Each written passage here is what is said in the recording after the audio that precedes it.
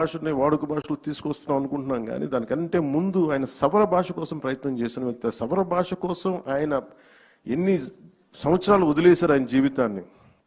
ఆయన సొంత నిధులు ఖర్చు పెట్టి, అసలు టోటల్గా ఎవరు కలవకూడదు, సవర్లతో కలవలేము, కొండ జాతి వాళ్ళతో పని లేదు, ఈ కుల వివక్ష చాలా పీక్స్లో ఉన్న దశలో, అలాంటి సమయంలో ఆయన సవర్ల కోసం తపన పడి, సవరులు దోపిడీకి గురవుతున్నారు. సవర సమాజం వారి దోపిడిని అరికట్టడం కోసం వాళ్ళకి ఎవరికైనా మన మైదాన ప్రాంతం నుంచి వచ్చి డబ్బులు ఇస్తా ఉంటే అది ఎంత ఎక్స్ప్లాయిట్ చేయబడుతున్నారు, ఎంత దోపిడీకి గురవుతున్నారు ఆయన తెలియక, వాళ్ళకి తెలియట్లేదని చెప్పి వాళ్ళ మీద ఉన్న మక్కువతో ఆయన సవరులకి అర్థం చేయడానికి వాళ్ళు జరుగుతున్న దోపిడీకి ఆయన సవర భాష నేర్చుకొని మరి వాళ్ళలో వ్యాకరణం, పుస్తకాలు ఇన్ని కృషి చేశాను.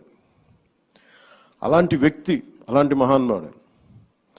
అలాగే ఆయనకి ఎవరికైతే అండగా ఉన్నారో తెలుగు భాష కోసం, లేదంటే మనకి ఈ వరిసాలో కలిసిపోతుంది పర్లాకిమిడి, నేను విడిపోవాలి నేను చెప్పి మేము ఆంధ్రాలోనే ఉండాలని ఒక ప్రయత్నంతో ఆయన చేసిన ప్రయత్నం పర్లాకిమిడి మహారాజు వారి కోపానికి కారణమైంది. ఆయన స్నేహాన్ని కూడా వదులుకున్నారు. అలాగే ఆయన ఎన్ని మాటలు పడ్డారంటే దుష్ట చతుష్టయం అని చెప్పి దాంట్లో ప్రత్యేకించి మన గురజాడ అప్పారావు గారు, గురజాడ అప్పారావు గారు, అలాగే శ్రీనివాస అయ్యంగారు గురించి అనేవాళ్ళు అంటే సరిగ్గా రన్ని తమిళం తెలుగు మాట్లాడే శ్రీనివాస అయ్యంగారు, ఏట్స్ అంటే ఒక ఇంగ్లీష్ వ్యక్తి, అలాగే గురజాడ గారు, గిడుగు, వీళ్ళందరినీ దుష్ట చతుష్టయం అని చెప్పి ఎన్ని మాటలు పడ్డారు వాళ్ళందరూ కేవలం వాళ్ళు కోరుకుంది మనం మాట్లాడే భాషని మనకి ఇది అంత మామూలు వాడుక భాషని మామూలు సాహిత్యంలో రావాలని ఒక తపన. ఆ తపన కోసం ఎంత కష్టపడ్డారు, ఎంత నలిగారు అని చూస్తూ ఉంటే విచిత్రం ఏంటంటే ఆయన లాస్ట్ ఒక 40 సంవత్సరాల్లో ఆయన చెవులు వినిపించదు, ఆయన బ్రహ్మచెవుడు ఆయనకి. అది కూడా ఎందుకు జరిగింది అంటే ఆయన సవర భాష కోసం, సవరుల కోసం భాష లిపి తయారు చేయడం కోసం ఆయన ఎక్కడో అడవుల్లోకి వెళ్ళి అక్కడ కూర్చొని జబ్బు పడి మలేరియా వచ్చి అక్కడ క్వినైన్ అనే టాబ్లెట్స్ తీసుకొని దానివల్ల వినికిడి శక్తి కోల్పోయి ఆయన తెలుగు భాష ఉద్యమం అంతా ఆయనకి ఈ బ్రహ్మచెవుడితోటి ఆయన చేశారు ముందుకి. అంత కష్టపడ్డ వ్యక్తి. ఆయన మీద దాడులు జరిగినాయి, ఆయన్ని అసలు నలిపేశారు అందరూ, అప్పుడున్న సనాతనవాదులందరూ. వాటన్నిటిని తట్టుకొని నిలబడి ఈ రోజున మనకి వాడుక భాషను ఇచ్చిన వ్యక్తికి నివాళులు అర్పించుకోవడం మనస్ఫూర్తిగా ఆ అవకాశం మాకు ఈ విధంగా రావటం నిజంగా చాలా చాలా గర్వంగా ఉంది. ఈ గిడుగు వెంకటరామూర్తి గారి ఈ తెలుగు భాషా దినోత్సవాన తెలుగు భాషకి ముందు భాష మాట్లాడే వాళ్ళని గౌరవించాలి. తెలుగు భాష ఎలా బతుకుద్ది అంటే భాష మాట్లాడే వాళ్ళని గౌరవించాలి. ముందస్తులో ఫ్రంట్ లైన్లో ఉన్నది తెలుగు భాష అధ్యాపకులు. ముందు తెలుగు భాష అధ్యాపకులకి ముందు ప్రతి ఒక్కరూ గౌరవం తెలియజేయాలి. స్కూల్స్లో కానీ కాలేజెస్లో కానీ. ఇంకా చెప్పాలంటే మాతృభాషను బోధిస్తున్న వాళ్ళకి జీతభత్యాలు ఎక్కువ ఉండాలి, ప్రభుత్వం నుంచి కూడా ఎక్కువ సహకారం ఉండాలని నేను మనస్ఫూర్తిగా కోరుకుంటున్నాను. అలాగే మొన్న ఒక తెలుగు పండితులు విజ్ఞప్తి చేశారు. ఇది ఈ జీవో MS 77 అని చెప్పి మన రద్దు చేయండి అని చెప్పి ఒక తెలుగు పండితులు విజ్ఞప్తి చేశారు. గౌరవ ముఖ్యమంత్రి గారి దృష్టికి కూడా తీసుకొస్తున్నాను.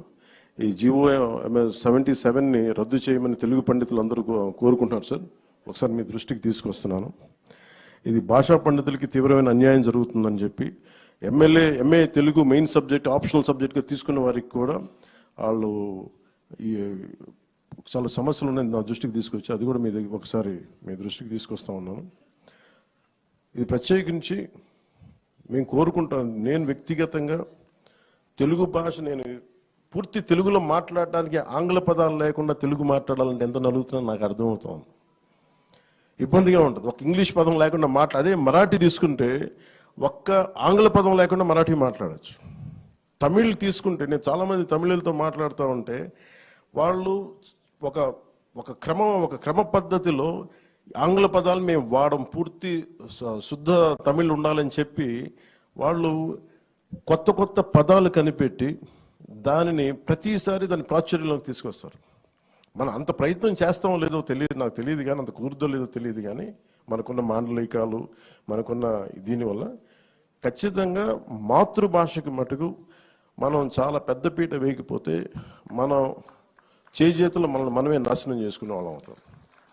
అలాగే ముఖ్యంగా యువత పిల్లలకు కూడా ఇంగ్లీష్ మాట్లాడితేనే చదువులు కాదు, ఇంగ్లీష్ కావాలి, అవసరం. చెప్తాను, ఎవరి గురించే చదువుకున్నాం, మన గిడుగు రామూర్తి గారు, ఆయన ఇంగ్లీష్ టీచర్, కానీ తెలుగు భాషను వదల. ఆయన స్ఫూర్తి నిజంగా తీసుకోవాలంటే ఇంగ్లీష్ ఉండాలి, కానీ ఇంగ్లీష్ కోసం పడి చచ్చిపోకూడదు. అంటే ఇంగ్లీష్ లేకపోతే మన బతుకులు లేవు, అట్లా ఏం అవసరం లేదు, కానీ ఇంగ్లీష్ అవసరం అంతే. అంతేగాని ఇంగ్లీష్లో చదివితేనే మన తెలివితేటలు వస్తాయి, ఇంగ్లీష్లో చదవకపోతే రావు అనేది ఆ దుస్థితి నుంచి మన అందరం కూడా దీన్ని బయటపడాలి. ఈ సందర్భంగా ప్రతి ఒక్కరిని కోరుకుంటూ, ఆయన నిజంగా ఎంత బాధ వేసిందంటే, ఆయన చివరి దశలో ఆయన వినికిడి జ్ఞానం లేక ఆయనకి చిన్న ఒక మైక్ లాంటిది పెట్టుకుని ఎవరైనా మాట్లాడితే ఆయన చెవులు అరిచేవారంట. అట్లా ఆయన వాళ్ళ అబ్బాయిలు కూడా చెప్తా ఉంటారు, ఇది ఒక పుస్తకాలు చదివాను. ఆయనకి తెలుగు భాషని ఆయన వాడుక భాషకు తీసుకునే ఉద్యమంలో ఆయన వినికిడి శక్తి కోల్పోవటం ఒక వరం అయిపోయిందంట. ఎందుకంటే బయట ప్రపంచం తెలియదు ఆయనకి.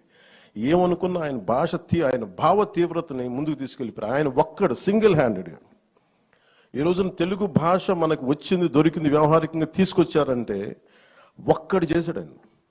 గురజాడ అప్పారావు గారు ఎంత మాత్రం సపోర్ట్ చేసినా, మిగతా వాళ్ళు సపోర్ట్ చేసినా, ఆయన సొంత డబ్బులతోటి, డబ్బులు లేకపోయినా ఇళ్ళమ్మి వాకిళ్ళమ్మి, ఆయన పెద్ద కొడుకు సీతాపతి గారు అండగా ఉండి ఇన్ని చేసి ఆయన ముందుకు తీసుకెళ్ళి తెలుగు భాషని మనకి ఈరోజు ఈ రకంగా అందించిన గిడుగు రామమూర్తి గారికి, వారికి నా మనస్ఫూర్తిగా నా పాదాభివందనాలు.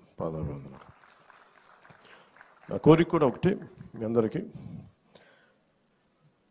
తెలుగు భాష వ్యాకరణం మరింత, నా ఉద్దేశం, నేను చాలా ప్రయత్నాలు చేశాను వ్యక్తిగతంగా.